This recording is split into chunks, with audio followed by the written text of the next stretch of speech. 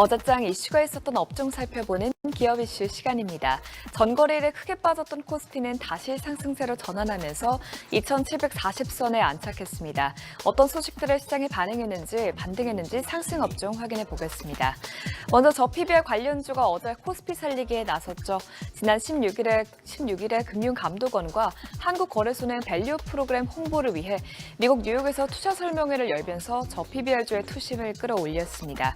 이번 뉴욕 IR은 밸류업 정책을 홍보할 뿐만 아니라 해외 투자자를 위해 다양한 제도를 개선할 계획임을 알리기 위해 마련됐는데요.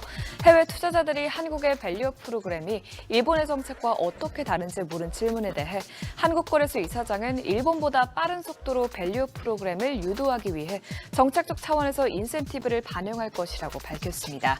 한편 이번 행사에는 국내 금융사들도 함께 참여하면서 주주 환원에 적극적으로 나서겠다는 입장을 전했습니다. 이렇게 금융당국의 밸류업에 대한 의지를 재차 드러내자 밸류업 관련주들이 대부분 상승했는데요.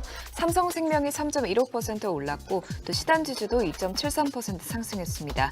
이외에 기업은행이 2.01% 뛰었고 또 그 밖에 대표적인 밸류업 수혜주인 현대차와 기아가 각각 2.66%, 1.95% 상승했습니다.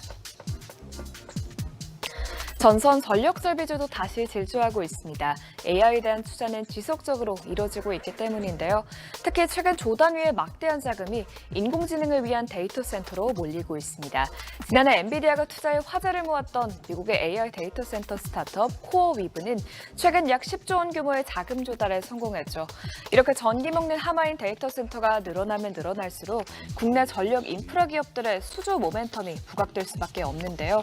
실제로 LS그룹의 송배전 수주 잔액이 약 9조 원으로 불어났다고 합니다. 이는 2022년 말에 수주 잔액인 4조 2,610억 원보다 약 2배 이상 증가한 수치인데요. 수주 잔액의 65% 이상을 송배전 전력 제품이 차지하고 있다고 합니다. 앞으로도 대규모 데이터 센터가 필요해지면서 데이터 센터의 전력 설비 증가율도 3배 이상 높아질 것으로 예상되고 있는데요. 이에 어제도 관련주들이 시세를 분출했습니다.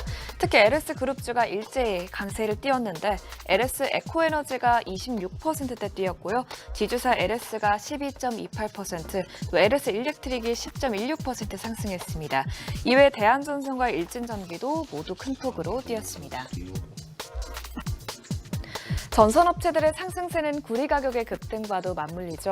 현재 미국 선물시장에서 거래되는 구리 가격은 사상 최고치를 치솟은 상태입니다. 현재 구리 가격은 톤당 11,000달러 수준에 근접해 올해 들어 약 20% 급등했습니다. 구리의 쓰임새가 전력 케이블, 전기자동차 등 다양해진 가운데 일부 투자자들이 인플레이션 해지 수단으로 구리를 사용하면서 수요가 급증하고 있기 때문입니다.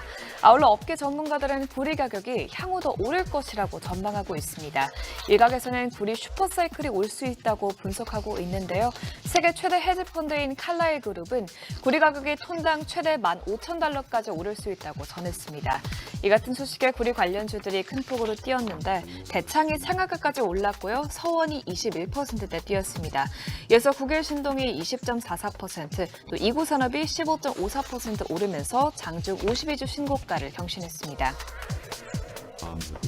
국내 디스플레이 업계도 OLED를 필두로 약진하고 있습니다. 삼성 디스플레이와 LG 디스플레이가 애플의 아이패드 신제품에 OLED 패널을 전량 공급하면서 OLED 패널 출하량이 크게 늘어난 것으로 나타났는데요.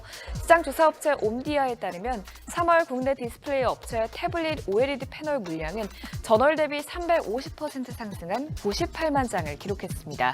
반면 중국 디스플레이 기업들이 상대적으로 약한 성장률을 보였는데요.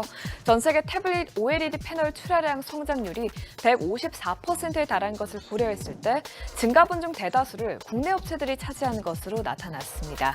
앞으로 애플의 아이패드 제품뿐만 아니라 아이폰에도 국내 OLED 패널이 장착될 계획인데요. 증권사에서는 올해 아이폰 16 OLED 패널 주문량이 전년 대비 14% 증가할 것으로 추정된다면서 고부가 아이폰 모델 중심으로 한국 부품 업체들의 수혜 강도가 커질 것으로 전망된다고 밝혔습니다. 이런 기대감에 관련주들이 들썩였는데요. 영우 DSP가 15% 가까이 올랐고요. 테크윙이 10.22% 상승했습니다. 이외에도 제이스텍이 9.2%, 또 LTC가 8.42% 오름세를 기록했습니다. 지금까지 어제장 이슈 살펴봤습니다.